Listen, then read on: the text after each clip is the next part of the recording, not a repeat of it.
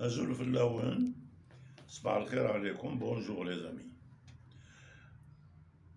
On va continuer sur ce qu'on a déjà entamé ces 4 derniers jours sur le sionisme, mais on va voir les causes, les occasions que le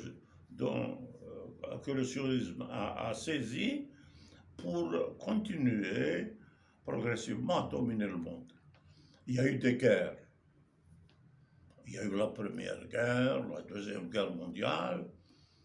On s'est longtemps demandé comment ces guerres ont-elles abouti, c'est-à-dire dans le sens où comment elles ont commencé, quelles sont les raisons réelles qui ont poussé les hommes à s'entretuer.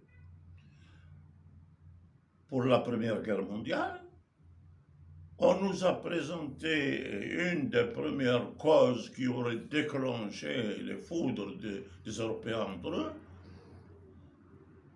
On a parlé de Sarajevo, d'un assassinat qui aurait été commis par un Serbe contre le prince héritier de l'Empire austro-hongrois. Et on est parti là-dessus, les historiens ont renchéri pour nous marteler cette raison apocryphe, à mon sens, dans la tête, et beaucoup s'en sont contortés. Mais je reviens tout de suite que l'histoire, il ne faut jamais la laisser s'assoupir. Et d'ailleurs, il y a un Algérien connu, mort aujourd'hui, c'est un ancien du mouvement national qui avait dit et laissé un mot vraiment historique et important pour sensibiliser les gens. Il faut décoloniser l'histoire. Les anciens savent ce que c'est que décoloniser l'histoire. Est-ce que la jeunesse d'aujourd'hui savent ce que c'est? J'ai l'impression qu'elle a encore beaucoup d'efforts à faire pour se sortir de cette impasse.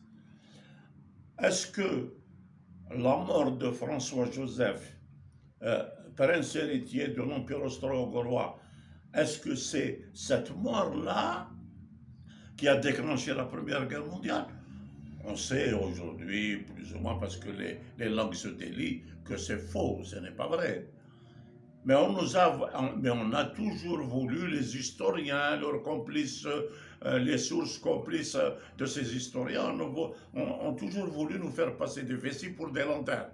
Pour le moment, désormais, la Première Guerre mondiale a ses causes, et il faut aller les chercher au XIXe siècle.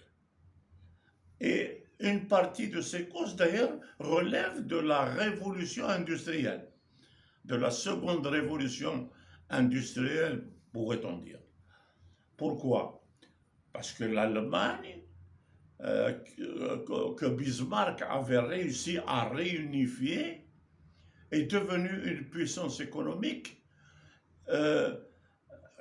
avec la technologie que ces ingénieurs, etc., dominaient déjà depuis pas mal de temps. Cette Allemagne-là, à un moment donné de l'histoire, surtout vis-à-vis de l'Angleterre et de la France, elle aussi avait voulu prendre sa part du gâteau dans la colonisation systématique de l'Europe imposée aux pays du tiers-monde, détenteurs de beaucoup de matières premières. Ces Allemands-là n'étaient pas plus humanistes que les Anglais ou les Français, simplement, ils voulaient leur place au soleil.